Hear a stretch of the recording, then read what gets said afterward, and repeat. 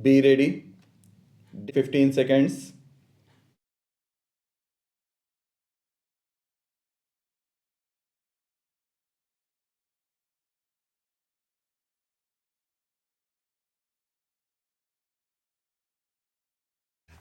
Sir, we would like you to share with us the role which you envisage for elected local bodies in the planning process.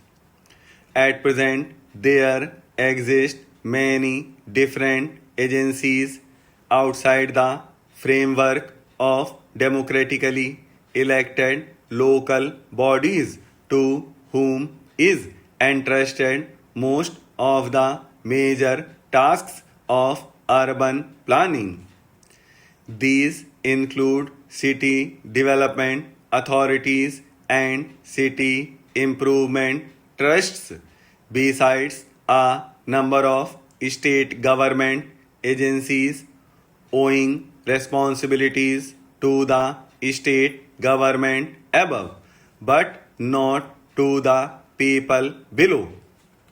If planning for economic development and social justice is to become the centerpiece of the activities of democratic local bodies, should all these other agencies be dissolved or merged into the elected local bodies?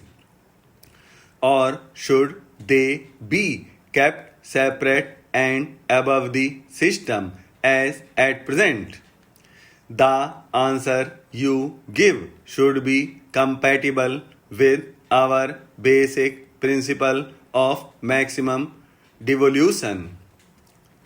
The second point relating to planning is the methodology for coordinating urban planning with rural planning. While it would, of course, be appropriate for urban and rural bodies, respectively, to plan matters which fall exclusively within the irrespective jurisdiction, it has to be recognized that growth impulses largely come from the interaction between urban groups and their rural areas. It is because the linkages between town and country are so crucial to growth that many state governments have established bodies like the District Planning Board or the District Planning and Development Council to identify and strengthen these linkages. The tragedy is that, in the name of coordination, district planning board have been established outside the framework of democratically elected local bodies and generally placed under the charge of a minister appointed by the state government. Thus, the most crucial planning functions and much of the effective decision making power, as also the allocation of the bulk of finances, has been vested in bodies which are outside the democratic framework of local government and are dominated by ministers appointed by the state government. I call it a tragedy because it is through these agencies that the elected authority is bypassed or overruled. In the name of coordination, democracy is being sabotaged. In the name of coordination, the will of elected local bodies is being subordinated to the will of the state government. In the name of coordination, the people's will is being replaced by the will of officialdom. What measures would you suggest to establish a democratic district planning body? The second major act of devolution envisaged in the Panchayati Raj Bill is the implementation of development schemes relating to the subjects set out in the proposed 11th schedule. We would wish you to pool your experience of the different states of India and suggest the subjects which might be set out in a separate schedule in respect of which constitutional authority would be available for the meaningful devolution of powers to urban panchayats. The financial condition of municipal bodies at all levels is pitiable. They barely have the funds to sustain themselves. They are unable to even maintain community assets and services, let alone create new ones. Debt and default are widespread. There is fiscal irresponsibility allied to financial indiscipline.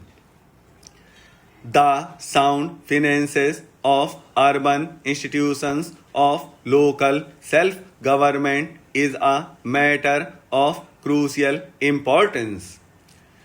Much of the wealth of India is generated in urban India.